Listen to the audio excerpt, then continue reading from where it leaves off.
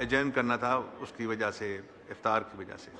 علی احمد صاحب کا مائک ہو رہا ہے، پلیز پابندی کیجیے گا۔ علی محمد سر 5 منٹ کر دیں سر، خیر 1 منٹ اپنی سواب پہ دیں۔ 5 منٹ مہربانی۔ بسم اللہ الرحمن الرحیم، اللہم صلی علی محمد وعلی آل محمد۔ وطن کی فکر کر ناداں، مصیبت آنے والی ہے۔ وطن کی فکر کر ناداں، مصیبت آنے والی ہے۔ تیری بربادیوں کے مشورے ہیں آسمانوں میں۔ آپ کیا سمجھتے ہیں کہ کیا صرف ایران نشانہ ہے؟ ایران بہانہ ہے، پاکستان نشانہ ہے۔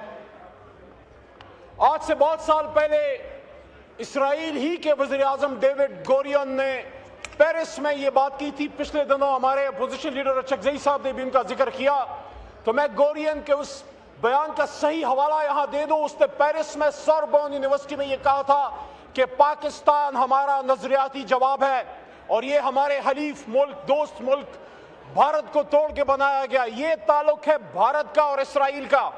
الٹیمیٹلی خدا نخواستہ اگر ایران کو نقصان پہنچتا ہے تو یہ نقصان پھر پاکستان کا ہوگا۔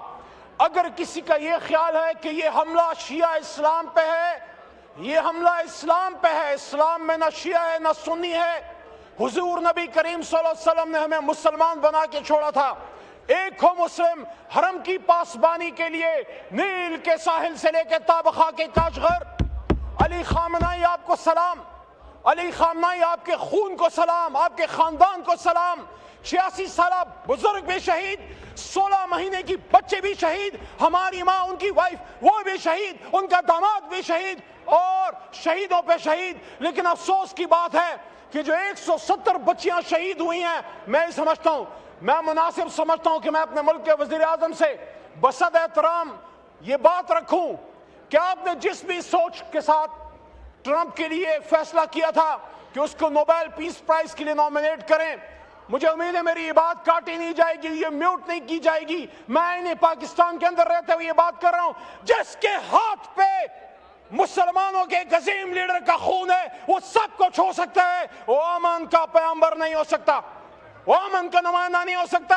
ایپسٹین فائل والے ہمیں بتائیں گے بزرگوں کی اور بچوں کی حرمت کیا ہے۔ ہم گائیڈنس کے لیے نبی پاک صلی اللہ علیہ وسلم کی طرف، مدینہ منورہ کی طرف دیکھنے والے لوگ ہیں۔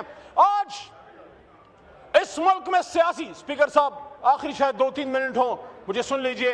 آج اس ملک میں ہمیں جو خطرات ہیں، ایران پہ جو حملہ ہوا، ہم سٹرونگلی کنڈیم کرتے ہیں، امریکہ کو بھی اور اسرائیل کو بھی۔ اور میں یہ سمجھتا ہوں کہ حکومت کی بھی ذمہ داری ہے کہ they must call a spade a spade.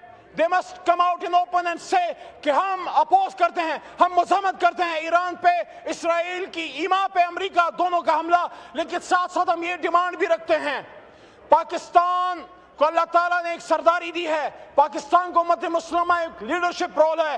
ہم نے عرب کنٹریز کو ریکویسٹ کرنی ہے کہ آپ کا سوائل ایران کے خلاف یوز نہ ہو، لیکن ہم نے ایران اور عرب ممالک کے بیچ میں مصالحانہ کردار بھی ادا کرنا ہے، ہم نے ان کے بیچ میں مسائل کو حل کرنا ہے۔